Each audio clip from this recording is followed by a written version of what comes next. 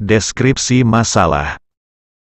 Berbagai metode dilakukan untuk menyampaikan ilmu pada pencarinya. Jika di dalam pesantren cara yang paling terkenal adalah dengan mengaji sorogan dan bandongan.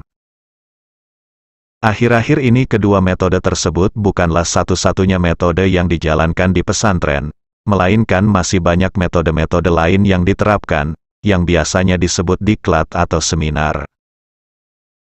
Metode pengajaran yang beragam, tak ayal membuat orang-orang pesantren terutama kang santri juga memiliki keahlian yang beragam.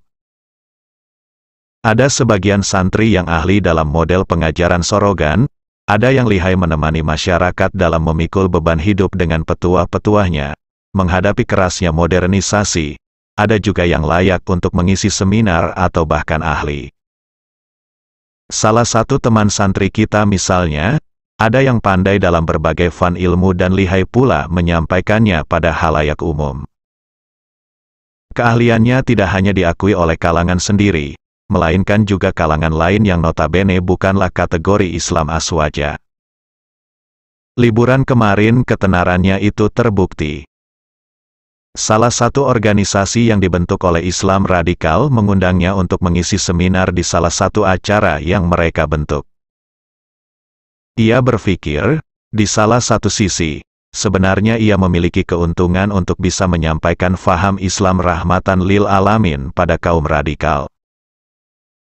Namun di sisi lain, ia harus rela dianggap radikal pula jika foto-foto seminar tersebar di media sosial atau mungkin muncul anggapan benar terhadap Islam radikal, dengan bukti pengisi acaranya adalah dirinya, dan masih banyak dampak yang lain.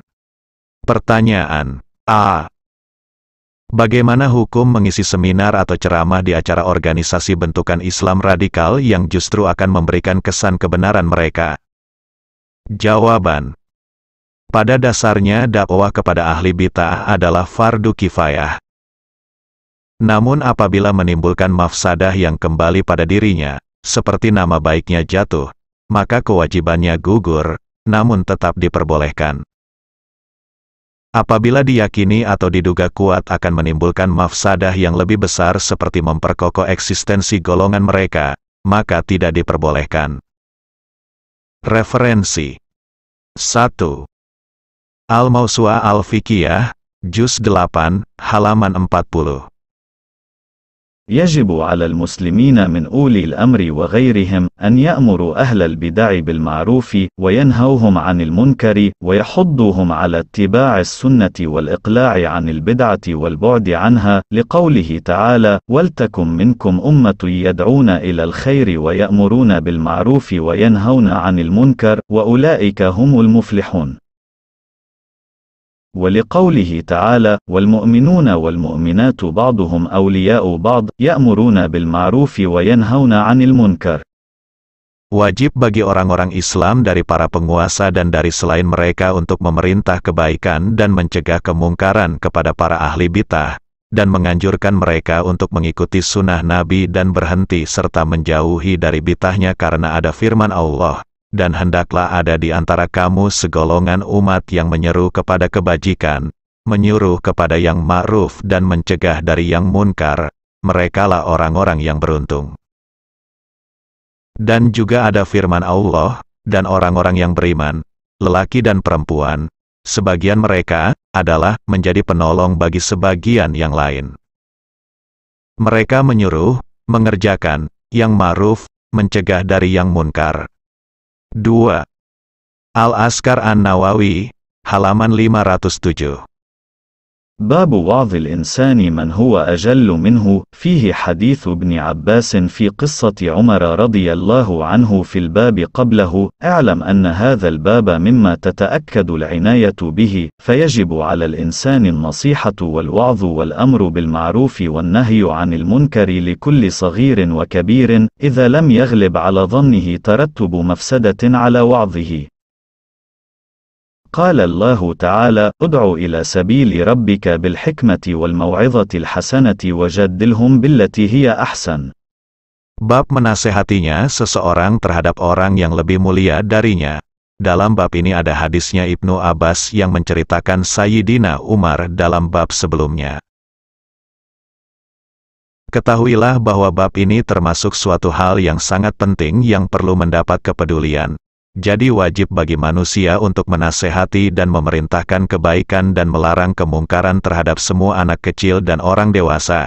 Jika tidak menjadi dominan pada zonnya akan menjumpai mafsadah pada nasihatnya. Allah berfirman, "Serulah, manusia, kepada jalan Tuhanmu dengan hikmah dan pengajaran yang baik, dan berdebatlah dengan mereka dengan cara yang baik." 3. Hasyiah Al-Jamal, Juz 5, halaman 182.